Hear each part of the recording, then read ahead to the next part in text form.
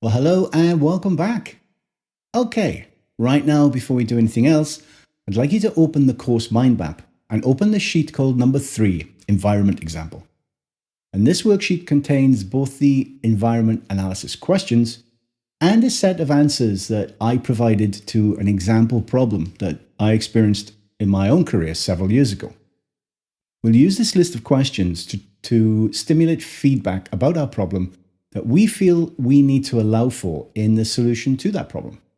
Now, if your problem is quite straightforward and does not cross multiple departments in a large company, or does not exist perhaps in a large, complex, competitive industry, then many of these questions are not going to apply to you. In which case, just skip the questions that don't apply and answer the ones that do. If anything, I may have gone a little too deep and involved with this list of questions for the majority of people, but I'm working under the premise that it's better to go too deep than not deep enough. Also, some of these questions will overlap with others. Don't worry too much about that. Often, if you approach the same problem from slightly different angles, you can gain new insights. But if you find that one question gets the same answer from you as another, please don't worry, that can happen. So, let me explain my example problem by showing you my 5 whys analysis. Now, I'm going to use a problem that I experienced earlier in my career when I was an account manager for an online games company. We developed games for online gambling companies, blackjack, roulette, slot machine games, things like that. Now, our office was based in Western Canada, but the majority of our customers were based in Europe. As our Canadian office ran a 9 to 5 customer support operation on local Canadian time, there were only a few hours of the day with our customer service personnel were in the office in Canada at the same time as our customers were in their offices in Europe. Now, we did have a few staff in Europe, customer account managers like myself, who therefore ended up having to field a lot of the customer support queries during the European working day when our Canadian service team were unavailable. However, we account managers were not necessarily technical people, and some of the more technical questions had to wait to be resolved until the Canadian team began work at what was the end of the European working day. So for those of us working in Europe, we would need to be online and available as needed throughout every evening to make sure that our Canadian colleagues solved the problems that had been escalated to us from our customers that day. And as you can imagine, this was not a very effective system.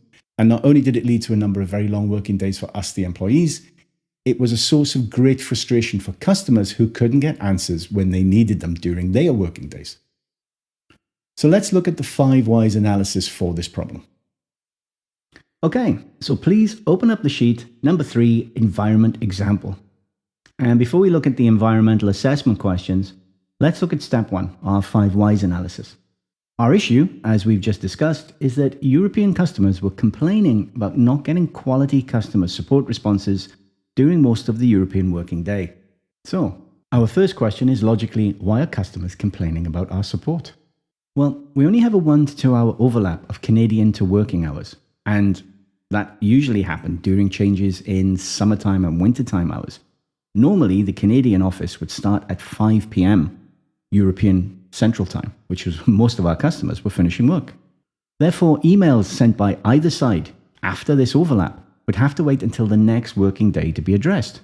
And obviously that slows down problem solving. If you can send one email today and get a reply in your inbox tomorrow, you can't really troubleshoot complex problems very quickly. So why are support staff not available during European business hours? Well, there were several factors here. European business had grown considerably in the past 12 months. So historically, we hadn't had a huge need to service European business hours. And the associated support needs for that market had increased to a point where they simply couldn't be met during the Canadian working day.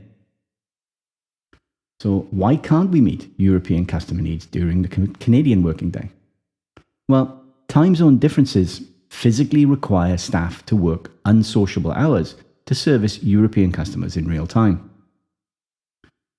However, our existing support department had historically been hired on 9 to 5 Monday to Friday contracts, and our office was located in Calgary, Alberta, and there was no way we could unilaterally change those contracts and force people to work unsociable hours. Plus, we had a very welcoming. Plus, with our company culture, there was no way we were going to do that to people, change their contracts and compel them to work hours that we hadn't agreed in advance that they should. And frankly, staff weren't prepared to change their contracts anyway to work nights. A number of them had young families, and you couldn't really blame them for being opposed to working unsociable hours. So, why can't we entice existing staff to work unsociable hours or hire new staff to do so?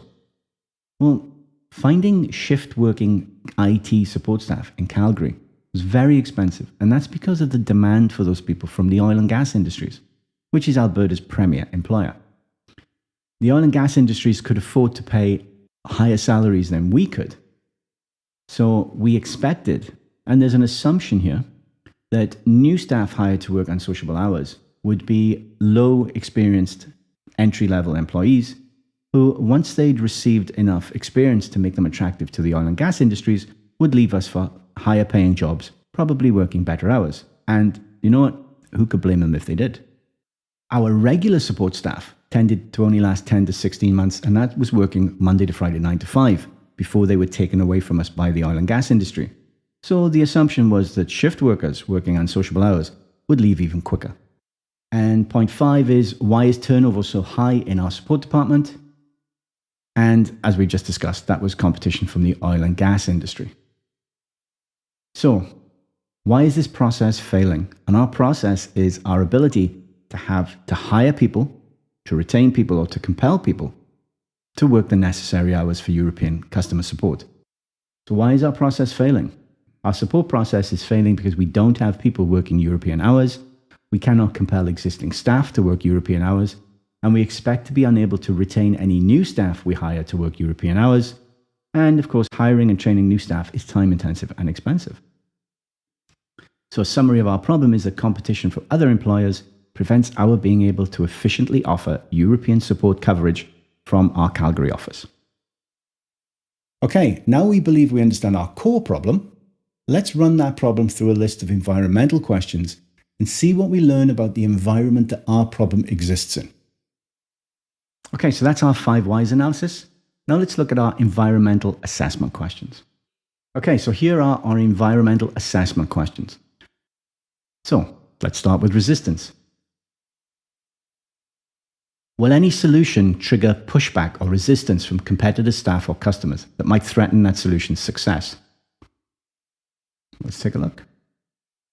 Well, resistance from staff, as we've just discussed, is that staff cannot be forced to change contracts and work unsociable hours. Resistance to a solution from customers is unlikely because customers only want 9 to 5, Monday to Friday coverage on European hours. If our solution can provide that, there won't be any resistance from them. And competitors? Well, no, there should be no response or retaliation from our competitors, as this is a service they actually already provide and we do not. I mean, at this point, this had not become a strategic advantage for us to do this. This was now a hygiene factor for our business. If we didn't do this, then we stank. Okay, do we control the problem and the solution, or does something external outside of our control need to take place? No, we have no external dependency. Will we have the power with suppliers and customers to be able to make the changes if needed? Well, customers here is not applicable. If by suppliers we consider that our support staff are our suppliers, they're the supplier of our support services, then also no, we don't have the power to compel them to change shifts. And we do not have the budget to pay enough money to make antisocial hours attractive enough to make existing staff swap to those hours or to hire and retain new staff to work those hours.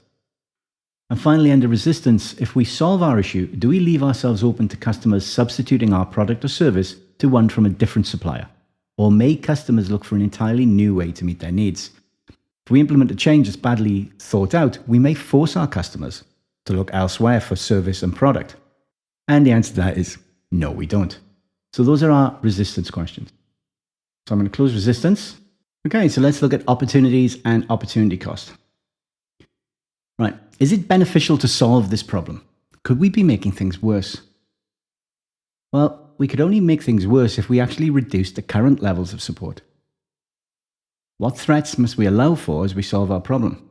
staff turnover, increased costs, and increased customer unhappiness. For now, please ignore the number 1 icon there. I'll explain what that means later. Are there any new or improved opportunities we can grasp with a proposed solution? Well, no. As I briefly discussed earlier, whilst it's very important for us to provide support on European hours, doing so is not an opportunity. It's now a hygiene factor. If we don't do it, then we stink. Skills and resources. What are our strengths as a company or as a team or even as an individual to solve this problem? Well, we have centralized support systems and knowledge bases in our company, which allow anyone to work in our support team, regardless of their location. Do we have strengths and opportunities we can utilize as we solve our problem? Now, I've just added a relationship arrow between this point and that point, just to remind myself I've already answered that. As far as I'm concerned, the answer to these 2 questions is the same. What are our weaknesses as a company or as a team or an individual that may stop us solving this problem? It's a lack of budget and inflexible Canadian work contracts. Can we solve the problem? Do we have the resources already, or do we need additional resources? Well, more budget is not available, so we need to solve the issue without increasing support department costs. And those are our skills and resources questions. What about threats? What threats are there of doing nothing or of making the changes we're considering? Doing nothing is not an option. If we can't resolve issues in a timely manner, our customers will, we suspect, migrate their players to game suppliers who can. Now, that was already happening at that time to a small degree, so we assumed, and this is an assumption, that movement of players from our products to other products would continue if we couldn't resolve our technical issues during the European working day. Are there threats from competitors if we solve this problem? No, not really. We didn't. Has there been an increase in competition? Well, yes. There are new suppliers in Europe and Asia, and these new suppliers are able to offer their games to our customers as well. Our customers aren't restricted to simply taking games from us. So if for any reason our games are less desirable for a customer to operate, then yes, they can push their players to other products. What are the costs of our resources? Costs are allowed for in existing budgets, but increases are not available. Are customers buying less in our industry? Well, actually, customers are buying more, but from many new suppliers. Are our suppliers unreliable? If we consider that suppliers equal our staff, then no, they're not. So those are our threats. Strengths. What are we known for? Quality games. What's our USP? Well, in this industry, we had early mover advantage. We were one of the very first companies to emerge. Now we're not as unique as we were due to a number of new market entrants. And at this point, we had become something of a Me Too company. So what do our customers love about our products? Well, that's the same answer. They love our products because they're available, but they do have plenty of other choice. What are we doing that no one else is? Unfortunately, nothing. That was not applicable at that point. And that came to be a considerable problem for this company later on. Weaknesses. What do our customers dislike about our products? Poor support times. What are we doing poorly? Poor support times. What are the competition doing much better than we are? Answering customer support questions quickly and more thoroughly, which I've spelled incorrectly there, during European working hours. What resources do we lack? Support staff working in the right hours. And what are the main areas we need to improve on immediately? More support staff coverage during European working hours. So that's a quick run through of the environmental assessment questions. As I think you can see, these questions are designed to enable you to get a more rounded idea of the environment that your problem exists in. So if you make changes, what could you reasonably expect to happen or not happen in the environment? Now, at this point, I went back through these questions and I highlighted what I felt were the key considerations. All of this feedback is important, but there will be some parts which are more important than others. I clicked on that feedback and I gave a priority 1 tag to the key items that I wanted to keep in mind as we crafted a solution. And so I worked through all of the nodes and highlighted all of what I felt were the key points with a priority 1. And that's it. That's the process.